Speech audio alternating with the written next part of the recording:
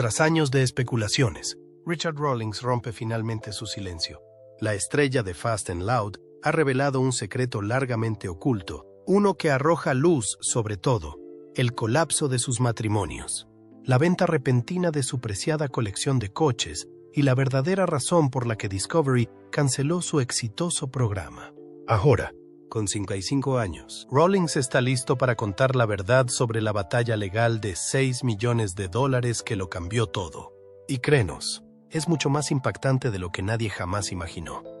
Nacido el 30 de marzo de 1969 en un barrio obrero de Fort Worth, Texas, el amor de Richard por los coches comenzó mucho antes de que la fama lo encontrara. Una de las primeras fotos que se le conocen muestra a un niño orgulloso al volante de un Volkswagen Beetle de pedales. No era solo un juguete, era un presagio de lo que estaba por venir. Mientras otros niños pasaban las mañanas de los sábados pegados a los dibujos animados, Richard tenía un ritual diferente. A las 3 de la madrugada, antes de que la ciudad se despertara, se subía al coche con su padre para repartir periódicos. Enrollaban los pliegos, conducían en la oscuridad y lanzaban los periódicos a las entradas de las casas aún dormidas. Después del colegio, volvía a hacerlo todo para la ronda de la tarde. Los fines de semana tampoco eran para descansar. Richard iba en bicicleta de casa en casa recogiendo los pagos. Pero lo que le fascinaba no era el dinero, sino los coches. Memorizó todas las marcas, modelos y años de los coches aparcados delante de las casas de todos los clientes. Su aguda mirada a menudo pillaba desprevenidas a las personas, que no podían creer lo mucho que sabía aquel niño. Su respuesta era siempre sencilla. Paso por delante de tu casa 2 veces al día, casi todos los días de la semana. ¿Cómo no voy a saber lo que hay en tu entrada? Su padre, que tenía 2 o a veces 3 trabajos, siempre se aseguraba de que él tuviera algo para él. Un coche o una moto. Ese único juguete era su recompensa, y esa lección se le quedó grabada. Richard observó y aprendió que, si querías algo especial, tenías que ganártelo. A los 14 años, Richard se compró su primer coche. Era 1983. El coche era un Mercury Comet verde de 1974. Lo pagó con el dinero que había ahorrado durante años repartiendo periódicos. La mayoría de los chicos soñaban con cumplir 16 años. Richard ya conducía. Bueno, no legalmente, pero eso no le detuvo. Ese Comet no era solo un medio de transporte, era toda una declaración de intenciones. En el colegio, quemaba rueda en el aparcamiento, haciendo donuts solo para demostrar lo que podía hacer. Sus compañeros de clase todavía hablan de ello. A pesar del feo color verde, él pensaba que era el coche más chulo que se había fabricado jamás. A partir de entonces, todo fue muy rápido. En 1987, en su último año de instituto, ya iba por su tercer coche. Esta vez era un Bandit Trans Am Negro de 1977. Parecía sacado de Smokey and the Bandit, y lo convirtió en el chico de los coches del instituto Eastern Hills High School. Pero no se trataba solo de presumir. También compraba, reparaba y vendía coches. Antes de graduarse, ya había vendido unos 20 vehículos diferentes. Ganaba más haciendo eso que la mayoría de los adolescentes con trabajos a tiempo parcial, y no era una suposición. Tenía buen ojo para detectar gangas, mejorarlas lo justo y convencer a la gente de que pagara más de lo que él había pagado. Esa fue la base de todo lo que vino después. A principios de los 90, cuando solo tenía 22 años, Rawlings se enfrentó a algo mucho más grave.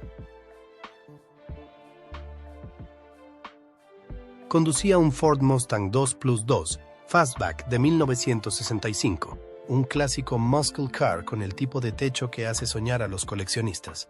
Una noche, mientras circulaba por una zona peligrosa cerca de Oakland Boulevard, en Fort Worth, fue emboscado por unos ladrones de coches. Intentaron sacarlo del asiento del conductor. Richard se defendió. En la lucha, una bala le atravesó el hombro y le recorrió el brazo izquierdo. Sobrevivió. Podría haber abandonado para siempre la cultura del motor. Sin embargo, eso solo le hizo más decidido. Entre 1988 y 1990, antes de los tatuajes, la fama o el garaje, Richard vistió 3 uniformes. Trabajó como policía, bombero y paramédico. Todo ello antes de cumplir los 21 años. Su padre siempre le decía que consiguiera un buen trabajo con prestaciones, que fuera leal y que se jubilara con un reloj de oro. Richard le hizo caso, al menos al principio. Todo cambió en 1988. cuando estaba repartiendo Miller Lite en un bar local. Uno de los clientes habituales, al que él consideraba un borracho más, le preguntó qué pensaba hacer con su vida. Richard mencionó la policía, pero dijo que no podía permitirse ir a la academia. El hombre lo miró y le dijo: «Maldita sea, yo soy el alcalde de tal ciudad». En 17 días, Richard estaba matriculado en la Academia de Policía del Norte de Texas. Sirvió como policía en Alvarado. Luego se convirtió en bombero en Coppell. Desempeñó múltiples funciones y aprendió a mantener la calma cuando las cosas se desmoronaban. Esas habilidades para la gestión de crisis le ayudarían más tarde en los negocios. Pero a los 25 años necesitaba un cambio. Vendió todo lo que tenía y se compró un Jeep. Se marchó a California con la esperanza de empezar algo nuevo. En aquella época, tenía un aspecto pulcro, sin tatuajes ni piercings. 6 meses después, regresó a Texas sin un centavo, con tatuajes, piercings en las orejas y sin Jeep. Se lo habían embargado. Dormía en el sofá de su hermana. Ese bache no lo derribó. Lo centró. Necesitaba empezar algo por su cuenta. Y fue entonces cuando fundó Lincoln Press en 1999. Era una empresa de impresión y publicidad en Dallas. No tenía experiencia en impresión, pero entendía de branding. Pidió un préstamo de $100,000 para pequeñas empresas para empezar. En 5 años, Lincoln Press estaba en pleno auge. En 2004, ofreció un Lamborghini Gallardo al primer cliente que gastara $1 millón en la empresa. La estrategia funcionó. La empresa siguió creciendo. Finalmente, la vendió. Esa venta le proporcionó el dinero que necesitaba para perseguir su verdadero sueño: los coches. Cuando Richard Rawlings fundó Gas Monkey Garage en Dallas en 2002, las cosas no despegaron precisamente. El taller era pequeño, ni siquiera tenía agua corriente ni aire acondicionado, y se construyó con el dinero de la venta de su anterior negocio, Lincoln Press. Fue un comienzo difícil. Rawlings tenía la pasión, pero no los recursos. Aún así, creía en lo que estaba construyendo. Así que él y su pequeño equipo se lanzaron a la carretera, viajando a ferias de coches, eventos comerciales y rallies por todo el país, haciendo lo que fuera necesario para dar a conocer el nombre de Gas Monkey. En mayo de 2007, él y su amigo Dennis Collins se propusieron batir uno de los récords más legendarios de la cultura automovilística, la Cannonball Run. El récord original, establecido en 1979, era de 32 horas y 51 minutos. Ese era el tiempo que se tardaba en conducir de costa a costa, desde Nueva York hasta Los Ángeles, con la velocidad como único objetivo. El récord se mantuvo intacto durante casi 3 décadas. El 12 de mayo de 2007, Rawlings y Collins decidieron intentarlo. Se saltaron la ruta prevista para el Rally Bull Run, de Montreal a Cayo Hueso, y se dirigieron directamente a por el récord. Condujeron un Ferrari 550 Maranello modificado y equipado con depósitos de combustible adicionales para no tener que parar tan a menudo. Salieron de Manhattan al amparo de la noche y llegaron al Portofino Inn de Redondo Beach solo 31 horas y 59 minutos después. Lo habían conseguido. Batieron un récord que había durado 28 años, con una media de 87,6 millas por hora en 2.811 millas de carretera. Al principio, no todo el mundo se lo creyó. Algunos cuestionaron la ruta o la compararon con las carreras originales. Pero, a pesar de la controversia, la hazaña destacó. Fue audaz, peligrosa y lo suficientemente real como para que Rawlings recibiera el reconocimiento personal de Jay Leno, un momento que significó más de lo que la mayoría de la gente se imagina. Jay Leno no es solo un aficionado a los coches, es el aficionado a los coches. Su garaje está lleno de cientos de vehículos clásicos y raros. Sus conocimientos son profundos y su respeto en el mundo del motor es enorme. Así que cuando Leno reconoció a Rawlings por batir el récord de la Cannonball Run, no fue solo un elogio, fue un poderoso sello de aprobación. Esto fue años antes de que Fast and Loud convirtiera a Rawlings en un nombre familiar, pero ese reconocimiento de Leno le ayudó a ganar una gran credibilidad en el mundo del motor. Y Rawlings necesitaba esa credibilidad. Entre 2002 y 2012, poner en marcha Gas Monkey no fue nada fácil. Invirtió todo el dinero que tenía en el negocio. Trabajaba en un garaje sin aire acondicionado, sin agua corriente y con apenas herramientas para sobrevivir. Tenía problemas para encontrar buenos mecánicos, le costaba encontrar las piezas adecuadas y tenía que luchar para mantener el negocio a flote. Cada proyecto era un riesgo. Cada cliente había que ganárselo. Durante ese tiempo, Rawlings empezó a vender su idea para un programa. Quería acercar la restauración de coches a un público más amplio. No solo a los aficionados al motor, sino a familias, niños, cualquiera que disfrutara de una buena historia con caballos de potencia. Pero las cadenas no picaron. La idea parecía demasiado nicho o demasiado arriesgada. Así que, mientras esperaba una oportunidad, siguió promocionando la marca saliendo a la carretera. Más exposiciones de coches, más encuentros, más contactos personales. Era un trabajo lento, pero construyó algo sólido. Cuando Discovery finalmente dijo que sí, en 2012, el nombre Gas Monkey ya tenía peso en la comunidad automovilística. Cuando Fast and Loud se emitió por primera vez el 6 de junio de 2012, nadie sabía que convertiría un garaje de Dallas en una marca mundial. En el centro de todo estaba Richard Rawlings. Antes de que aparecieran las cámaras, no era más que el propietario de Gas Monkey Garage. Tras el éxito del programa, se convirtió en un rostro reconocido en más de 200 países. No solo fue un éxito en Estados Unidos, sino que se tradujo a 13 idiomas. Ese nivel de alcance convirtió a Rawlings en una figura importante del mundo del entretenimiento casi de la noche a la mañana. El concepto era sencillo, pero potente. Rawlings y su equipo buscaban coches clásicos olvidados. La mayoría estaban destartalados o apenas funcionaban. Les devolvían la vida. Los dejaban relucientes y los vendían para obtener beneficios. Pero lo que hacía destacar al programa era su tono. Mientras que otros programas se decantaban por el drama intenso o se dirigían a un público muy específico, Fast and Loud apuntaba a un público más amplio. Rawlings lo describió como algo que podían disfrutar tanto los niños como los abuelos. No quería hacer otro programa de coches más.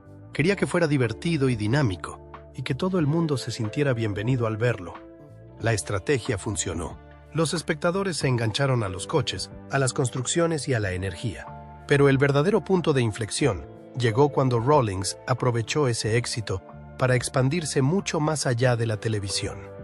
Lanzó restaurantes Gas Monkey, líneas de ropa, bebidas energéticas, tequila, vodka y mucho más. El garaje seguía allí, pero ahora era la base de algo mucho más grande. En 2020, Rawlings había construido todo un imperio. Aunque el programa terminó el 8 de junio de 2020, tras 16 temporadas y 155 episodios, la marca era más fuerte que nunca. La razón del éxito del programa se reducía a lo que Rawlings llamaba su fórmula del dinero en efectivo. Se trataba de comprar con inteligencia y vender con más inteligencia aún. Viajaba por todo el país, encontraba coches clásicos en mal estado, y luego utilizaba su habilidad para negociar y su dinero en efectivo para cerrar rápidamente los tratos. A veces llevaba consigo miles de dólares solo para conseguir que el vendedor dijera que sí en el acto. Una vez dijo, siempre puedes comprar un coche de $10,000 por $5,000 si lo tienes en el bolsillo. Esa frase no era solo para la televisión, era su estrategia en la vida real, y funcionaba. Uno de los mejores ejemplos de esta fórmula en acción fue la restauración de un Dodge Challenger. Rawlings lo compró por poco más de $40,000. El equipo invirtió $77,000 en la restauración, añadiendo mejoras y características únicas. Cuando se vendió el coche, alcanzó los $150,000. Eso supuso un beneficio de $73,000 en una sola operación. No fue solo suerte, fue el resultado de un instinto agudo, un gasto inteligente y un profundo conocimiento de lo que querían los compradores. Lo que también diferenciaba a Fast and Loud era la disposición de Rawlings a asumir riesgos. A menudo compraba vehículos que la mayoría de la gente no tocaría. Chatarra oxidada, chasis dañados, coches que parecían haber sido olvidados durante décadas. Incluso su propio equipo a veces cuestionaba sus decisiones. Pero Rawlings veía un potencial que otros no veían. Una vez compró un superdeportivo por $400,000. Tenía graves problemas mecánicos tras una avería con el anterior propietario. Aún así, Gas Monkey Garage le dio la vuelta. Tras la reconstrucción, El coche se vendió con un beneficio considerable. Ese tipo de apuestas arriesgadas se convirtieron en parte de la identidad del programa. Estos coches oxidados no eran solo una cuestión de dinero, aportaban drama y profundidad al programa. Cada coche tenía una historia. Cada restauración tenía problemas que resolver. Los espectadores podían ver cuánto tiempo, dinero y esfuerzo se invertía en las transformaciones. Algunas construcciones no salieron según lo previsto. Algunas llevaron más tiempo del esperado. No todos los coches dieron beneficios, pero eso era parte del atractivo. Se emitió desde junio de 2012 hasta junio de 2020. Son 8 años completos de construcción, transformaciones y viajes por carretera alocados. En la 4ª temporada, el programa había alcanzado su punto álgido. Esa temporada trajo consigo plazos ajustados, problemas inesperados y reparaciones de última hora que añadieron tensión. Los espectadores nunca sabían si el equipo terminaría un coche a tiempo o si el trato se frustraría.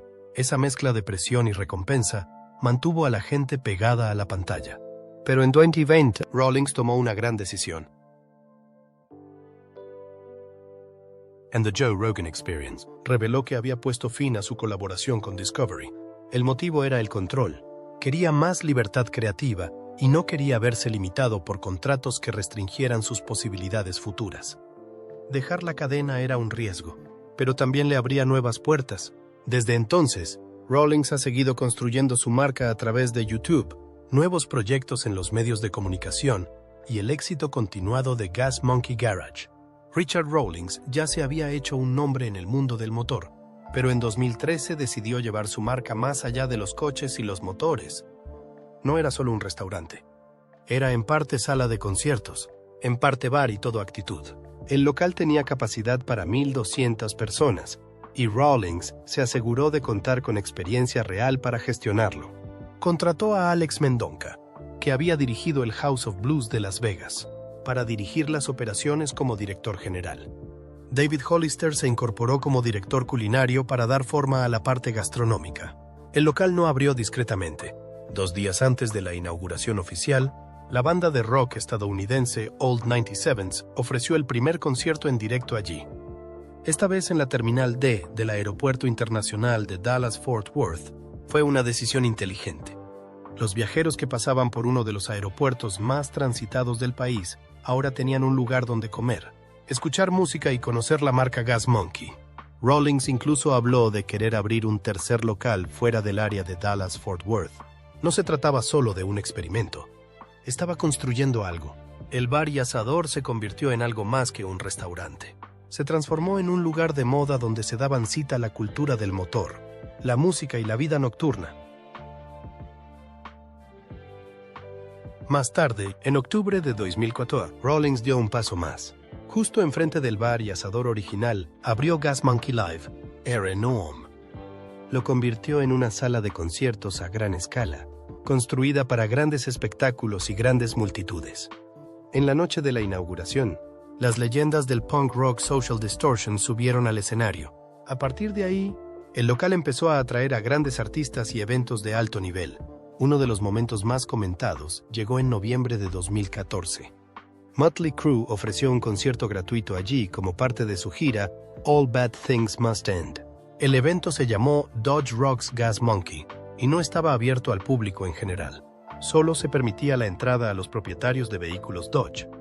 El evento no fue solo un concierto, también fue un escaparate para los últimos modelos de Dodge, incluidos el Charger SRT Hellcat y el Challenger SRT Hellcat. Toda la noche fue una mezcla de velocidad, sonido y espectáculo. Gas Monkey Live también acogió eventos privados, fiestas VIP y actos corporativos. Contaba con salas VIP y espacios flexibles que facilitaban su uso para otros fines, además de la música. A pesar de todo el éxito, el local atravesó momentos difíciles. En mayo de 2020, Gas Monkey Live cerró sus puertas. La presión financiera provocada por la pandemia de COVID-19 hizo imposible seguir adelante. El cierre supuso el final de una etapa audaz para la incursión de Rawlings en el mundo del entretenimiento en directo, pero no frenó su ambición. En 2014, el mismo año en que abrió Gas Monkey Live, Rawlings se convirtió en el portavoz nacional de Dodge. De repente, su rostro estaba en todas partes. Los anuncios lo mostraban al volante. hablando del rendimiento y el estilo de Dodge. Fue el cruce perfecto. Su amor por los coches, su espacio musical y una marca de alto perfil se unieron en una sola noche. El acuerdo ayudó a Dodge a conectar con los aficionados al motor y, al mismo tiempo, dio a Rawlings un protagonismo nacional. Su influencia en el mundo del automóvil siguió creciendo. Luego, en 2009, dio otro paso, esta vez hacia las bebidas energéticas, pero en lugar de crear una empresa desde cero, licenció la marca Gas Monkey. De esa manera, mantuvo el control de la imagen sin asumir los costes de producción. Fue una decisión inteligente. Gas Monkey Energy se lanzó con 2 sabores, normal y light. La marca se basaba en la velocidad, la potencia y la emoción. La misma energía que Rawlings aportaba a todo lo que hacía. En enero de 2025, la marca añadió un tercer sabor llamado Tropical. Tenía una mezcla de mango, maracuyá, piña, limón y miel. Además, no contenía jarabe de maíz con alto contenido en fructosa ni aditivos artificiales. La bebida encajaba bien con el estilo de vida que promovía Rawlings, atrevido, rápido y limpio. Las bebidas energéticas se vendían en tiendas de conveniencia y en línea. También aparecieron en importantes eventos de automovilismo, como las 500 millas de Indianápolis y las carreras de la NHRA. Richard Rawlings siempre ha vivido la vida en la vía rápida, pero mientras su carrera despegaba con el rugido de los motores y la fama televisiva, su vida personal seguía un camino más accidentado. Su primera esposa, Karen Kay Grimes, entró en su vida durante aquellos primeros días de incertidumbre. Los dos se casaron ese año, pero la relación no duró. En 1994 se divorciaron.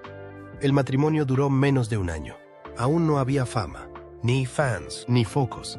Solo un joven que perseguía un sueño y un matrimonio que terminó antes de empezar. No se sabe mucho sobre Karen. Se mantuvo alejada de la vida pública y su breve relación nunca fue noticia. Pero ese primer divorcio fue el comienzo de una tendencia. Demostró lo difícil que era para Rawlings equilibrar la ambición y la vida personal. La presión por construir algo grande tenía un precio, y ese precio siguió apareciendo. Especialmente en los años siguientes. En 1999, lo intentó de nuevo, esta vez con Suzanne Marie Mergel. Se casaron en Las Vegas, justo cuando Rawlings empezaba a progresar con Gas Monkey Garage. Las cosas empezaban a funcionar en el ámbito profesional, pero en el personal, la tensión seguía ahí. Su negocio crecía rápidamente. Viajaba con frecuencia. Después de 10 años, la relación llegó a un punto de ruptura. En 2009 se divorciaron.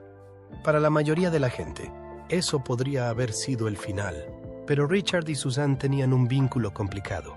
En 2015, 6 años después de la separación, volvieron a estar juntos. Estaban en Cabo San Lucas, México, y decidieron darle otra oportunidad al matrimonio.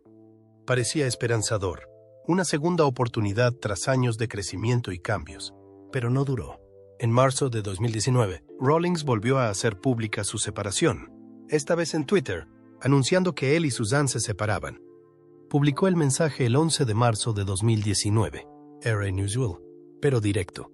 Dijo que medios de comunicación como TMZ ya estaban informando al respecto, por lo que quería ser él quien se lo contara a sus fans.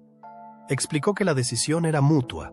Él y Suzanne todavía se querían, pero después de más de 20 años de idas y venidas, habían llegado al final. El segundo divorcio fue rápido. Suzanne se marchó con un acuerdo económico. Rawlings le pagó $300,000 en 2 partes.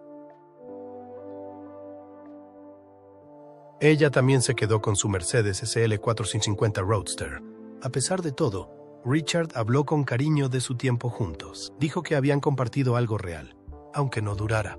2 matrimonios, 2 divorcios. La misma persona, las 2 veces.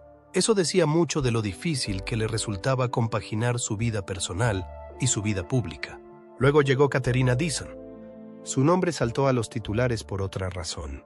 Anteriormente había estado casada con Darwin Deason, un multimillonario de Texas que vendió su empresa, Affiliated Computer Services, a Xerox por $6,000 millones. Katerina había pasado años en ese mundo.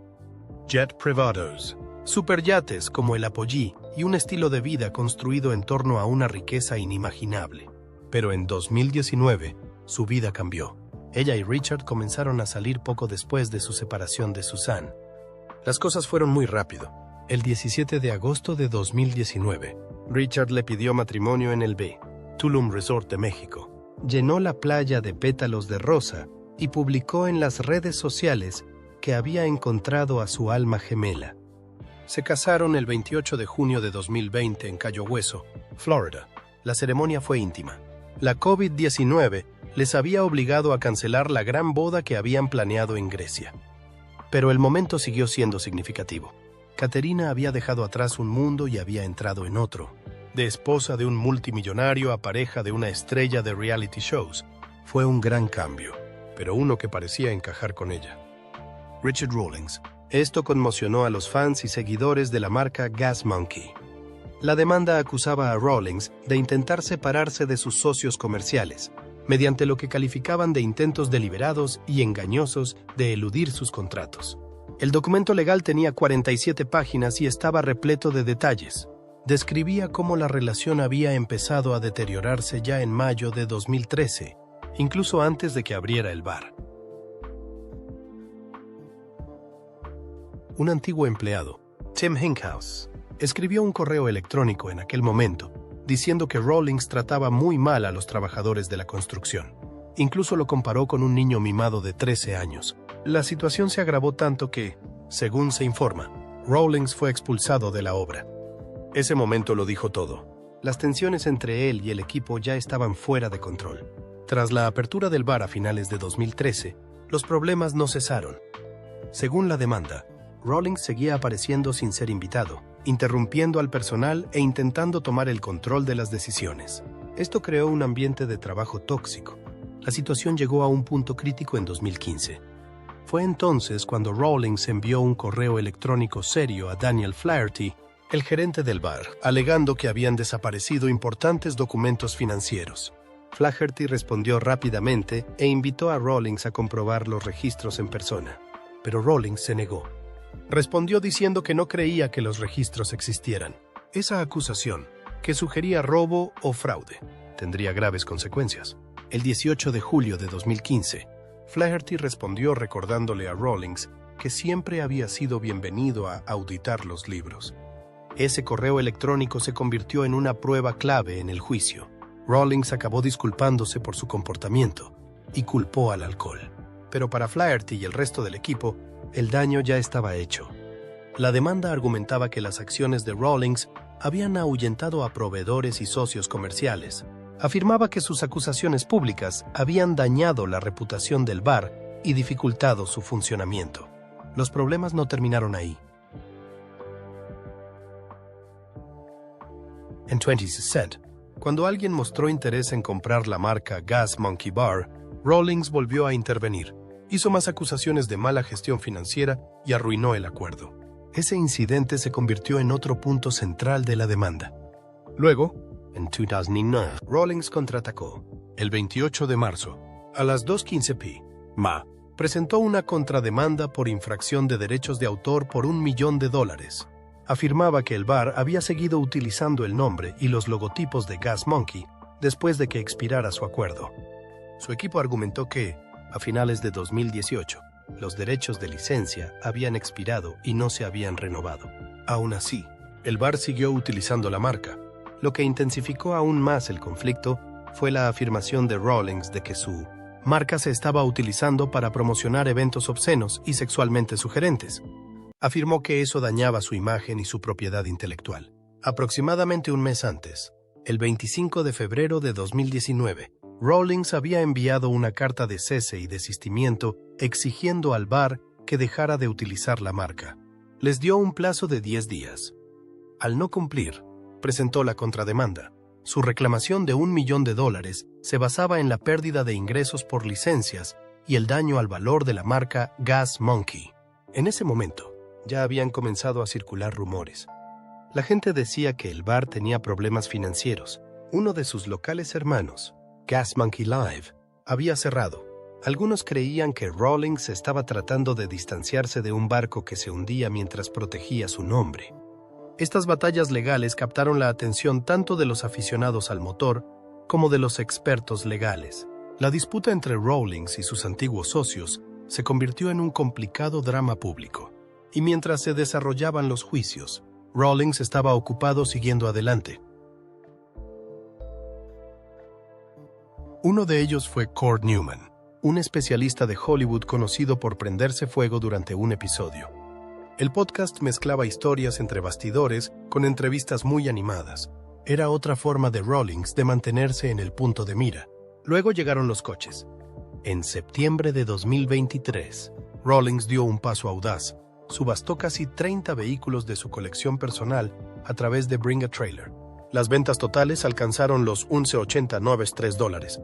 Entre los vehículos se encontraba un Chevy Corvette de 1962 que se vendió por $60,000, un Ford Mustang Fastback K-Code de 1965 que alcanzó los $75,000 y un raro Toyota Supra de 1993 que se vendió por $121,000. Este último fue el más cotizado de la subasta. Rawlings explicó su decisión como un cambio de enfoque. Quería alejarse de lo que él llamaba y empezar a coleccionar modelos europeos de alta gama.